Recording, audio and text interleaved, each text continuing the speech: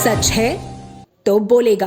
Oxygen cylinder व दवाओं की कालाबाजारी, जमाखोरी और चिकित्सकीय सेवाओं में अत्यधिक कीमत वसूली की शिकायतों के बाद उस पर अंकुश लगाने के लिए गठित प्रवर्तन टीमों ने गुरुवार को निजी अस्पतालों व दवा की दुकानों में छापेमारी की। इस दौरान प्रवर्तन दल 2 ने सहायक पुलिस आयुक्त कोतवाली प्रवीण कुमार सिंह की अध्यक्षता में रेमडेसिविर इंजेक्शन की कालाबाजारी की शिकायत पर सप्तसागर दवा मंडी में जाँच की।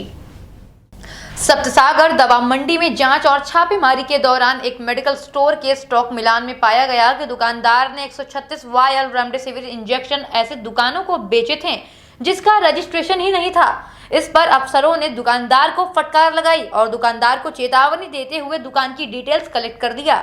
IRS ACIT आयकर विभाग देवेंद्र दत्त ने बताया कि police commissioner A Satish Ganesh ने मेडिकल सप्लाई व सर्विस की ओवर प्राइसिंग, कालाबाजारी व डुप्लीकेसी की रोकथाम के लिए संयुक्त आयुक्त आयकर गिरेंद्र प्रताप सिंह के नेतृत्व में प्रवर्तन टीमों का गठन किया है। ये लोग उन अस्पतालों और मेडिकल स्टोर्स पर जा रहे हैं जहां कालाबाजारी या जमाखोरी की शिकायत मिल रही है और वहां निरीक्षण व जाँच कर रहे हैं। उन्होंने बताया कि निरीक्षण के दौरान गुरुवार को सप्तसागर दवा मंडी में भी निरीक्षण किया गया और उन मेडिकल स्टोर्स से जो भी इंफॉर्मेशन मिली उसे कलेक्ट कर आगे की कार्यवाही के लिए भेज दिया गया। छापेमारी के दौरान कुछ मेडिकल स्टोर्स में GST और अन्य गड़बड़ियां मिली। इन सब की डिटेल्स इकट्ठा कर DM को भेज दी जाएगी। ये बेसिकली DM साहब के आदेश से 2 गठित टीमें बनी हैं, जो प्रवर्तन की 2 टीमें बनी हैं। पहली टीम है, ये दूसरी टीम है एक्चुअली। इस दोनों टीमों को प्रभारी हैं Girendra Pratap Singh IRS joint commissioner 2009 batch के हैं, जो प्रभारी हैं। एक्चुअली ये टीम इस बेसिस पे बनी है कि डिजास्टर मैनेजमेंट एक्ट के थ्रू स्टेट गवर्नमेंट ने सेंट्रल गवर्नमेंट के परमिशन से कुछ सेंट्रल गवर्नमेंट के अधिकारियों को इसमें हायर किया है, जो ये दवाओं की कालाबाजारी, ओवर प्राइसिंग और उसके अलावा जो भी हॉस्पिटल्स में बेड वगैरह जो सरकार ने तय किया है उससे अधिक पे अगर कोई ले रहा है या अधिक ज़्यादा पैसा मांग रहा है तो उसको रोकने के लिए ये प्रवर्तन टीम गठित की गई है। बेसिकली ये शिकायतों के निस्तारण, जो भी शिकायतें आती हैं, जो कोई पेशेंट्स है, पेशेंट के फैमिली के लोग हैं जिनसे ज़्यादा पैसे वसूले जा रहे हैं, उसकी रोकथाम के लिए ये टीम गठित की गई है, जो डेली बेसिस पे उन शिकायतों को देखने के बाद वहाँ पे जाती है और वहाँ पे देखती है कि हाँ क्या ये वास्तव में ये चीज़ें हो रही हैं कि नहीं है। आज क्या हुआ?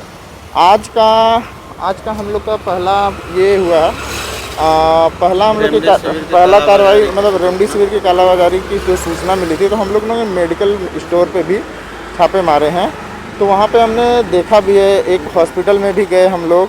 पहले तो एक हॉस्पिटल में गए, देन उसके बाद हम आए यहाँ पे सप्तसागर जो मेडिकल का दवा मंडी है, वहाँ पे हम लोगों ने वहाँ गए हम लोग वो, और उस पर हम लोग एक स्वदेशी मेडिकल स्टोर है और जो भी नाम तो हमें क्लियर नहीं है, बट उसी हिसाब से हम लोग के पास जो शिकायतें आई थी तो हम लोगों ने वहाँ गए और वहाँ के उनके कागजात चेक किए था। हमने देखा कि उनके यहाँ रेमडेसिविर है कि नहीं या उसमें कितने बेच रहे हैं, उनके कागज़ वगैरह हमने सारी चीज़ों का चेकअप किया।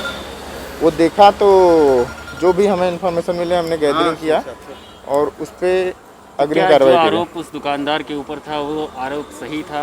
इसमें उसने कुछ गड़बड़ी की थी? कहीं बात आ रही थी कि GST बिल के बिना उसने सोल्ड आउट किया। ये सब चीज़ें मिल रही हैं, हम लोग उसके इन्फॉर्मेशन गैदर कर रहे हैं तथा इसके बाद हम लोग ऑफिस में जाके उसकी फर्दर कार्रवाई, उस पर आवश्यक कार्रवाई किया, नियमानुसार कार्रवाई। अभी क्या कार्रवाई होने का चांसेस है? अभी नियमानुसार यही कार्रवाई हो रही है। अगर हम लोग कहीं भी किसी हॉस्पिटल में जा रहे हैं तो हम लोग किसी हॉस्पिटल के कार्य को बिना बाधित किए हुए बस हम लोग उसके अकाउंट्स को चेक कर रहे हैं। चेक करने के बाद अगर हमें कुछ हेराफेरी दिख रही है तो हम लोग कार्रवाई कर रहे हैं। जिस दुकान पे आप लोगों ने किया वहाँ कुछ आप लोगों को हेराफेरी दिखी? नहीं, अभी तो ऐसी कोई संभावना हम लोग को मिल नहीं रही है। अगर जैसे कोई सूचना मिलती है तो उस पर कार्रवाई की जाएगी, उसकी रिपोर्ट DM साहब को भेजी जाएगी।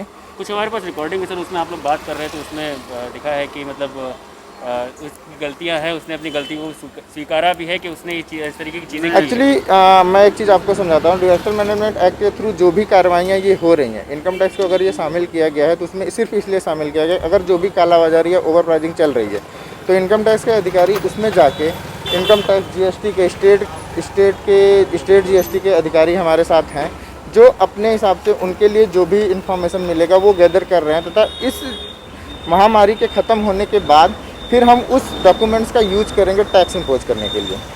समझ रहे हैं। अभी हम लोग इस महामारी को इसमें कुछ नहीं कर रहे हैं, क्योंकि इसमें बहुत सारी जगहों पे कैश बेसिस पे बहुत सारी जैसे पेशेंट को भी एडमिट कर रहे हैं, बहुत ज़्यादा पैसे भी मांगे जा रहे हैं। कई जगह पे ऐसा भी हम लोग को इन्फॉर्मेशन मिला था कि 1.5 लाख 2-2 लाख रुपए भी मांगे जा रहे थे। कल हम लोग एक हॉस्पिटल पे गए भी थे, जहाँ पे एक पेशेंट का डेथ हो चुका था, उसके फैमिली वालों ने शिकायत भेजी थी।